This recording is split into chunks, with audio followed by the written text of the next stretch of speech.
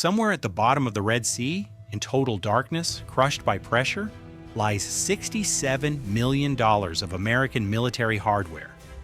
No enemy missile touched it.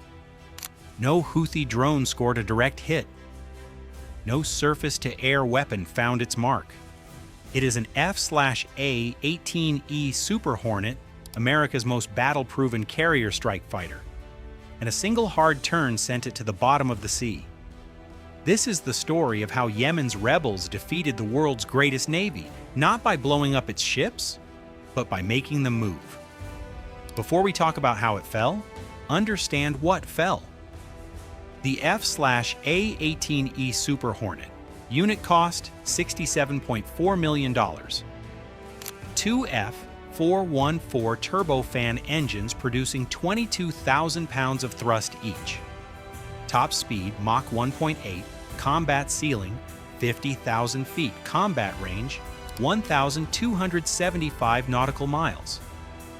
NavAir maximum takeoff weight 66,000 pounds. It can carry over 17,000 pounds of ordnance. 24/7 Wall Street. It comes armed with a 20mm M61A1 Vulcan cannon, plus sidewinders, AMRAAMs, harpoons, HARM missiles, Mavericks, and joint direct attack munitions. Over 540 of these jets are in active service today, 24/7 Wall Street. It entered fleet service in 2001 and saw its first combat action in Iraq in November 2002.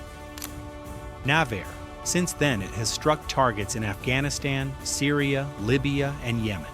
It is the workhorse, the backbone of every U.S. carrier air wing on Earth.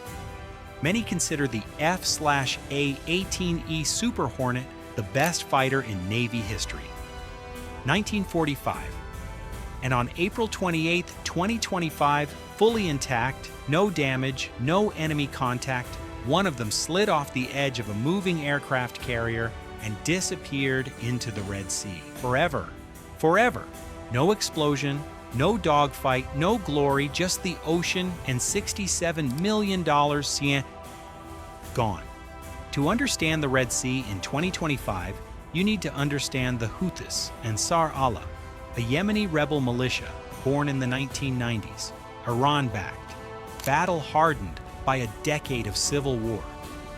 And after October 7, 2023, when Hamas attacked Israel, suddenly the most disruptive naval force on the planet. Since November 2023, Houthi rebels launched multiple anti-ship missiles and kamikaze drones against both military and commercial targets, transiting the Red Sea, the Bab al-Mandeb Strait, and the Gulf of Aden, disrupting international commerce, with an estimated 12% of global trade passing through this region. Aerotime $1 trillion of goods move through this corridor every single year. 13 news now container ships, oil tankers, cargo vessels, all suddenly forced to choose: risk the Houthis or sail around the entire continent of Africa, adding 2 weeks and millions of dollars to every voyage. The Houthi arsenal, bolstered by Iranian support, includes anti-ship ballistic missiles, cruise missiles, and kamikaze drones deployed in complex, high-volume attacks. Bulgarian military now here is the number that matters most. The U.S. had lost about 21 MQ-9 Reaper drones to Yemeni air defenses since October 2023. Each MQ-9 costs $30 million. Total loss, $630 million worth of drones in roughly 18 months. Antiwar.com. Think about that equation. A Houthi drone costs a few $100s. An American interceptor missile costs over $1 million. The U.S. was spending $1,000 to stop every single dollar the Houthis spent on the attack. The Houthis had found the formula: not victory through destruction, but victory through exhaustion. Make the Americans spend, make them maneuver, make them flinch. And when they flinch at the wrong moment, the ocean does the rest. The USS Harry S. Truman, CVN-75, a Nimitz-class nuclear supercarrier. over 1,092 feet long, 104,000 tons.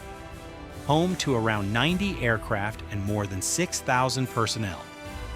Asia Times powered by 2 nuclear reactors. One of the most powerful conventional weapons platforms in human history. The Truman left Naval Station Norfolk in September 2024. NATO drills in the North Sea, then the Eastern Mediterranean, then the Red Sea. USNI News. When the Truman began its deployment, it was already expected it would likely come face-to-face with hostile fire. The aviationist nobody expected it would become the most accident-plagued carrier deployment in a generation. Disaster 1, December 22, 2024. The Truman Strike Group is in the Red Sea. Houthis launch an attack. Every ship moves to combat posture, missiles in the air, radar tracks multiplying. And then, the USS Gettysburg, the guided missile cruiser assigned specifically to protect the Truman, misidentified one of its own A-18E Super Hornets returning from a mission and fired an SM-2 surface-to-air missile that brought it down. The aviationist friendly fire, an American warship shooting down an American jet.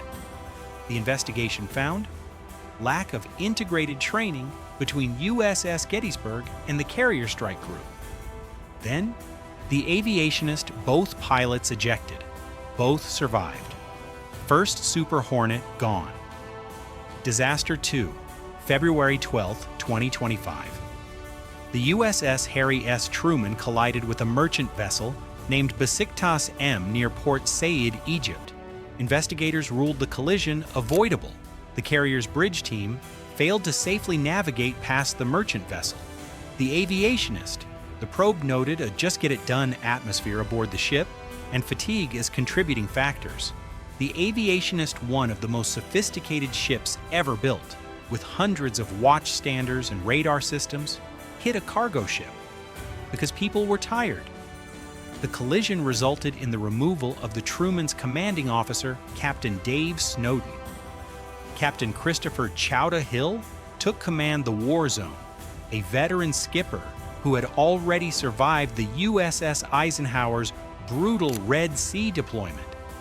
The Truman went to Greece for repairs,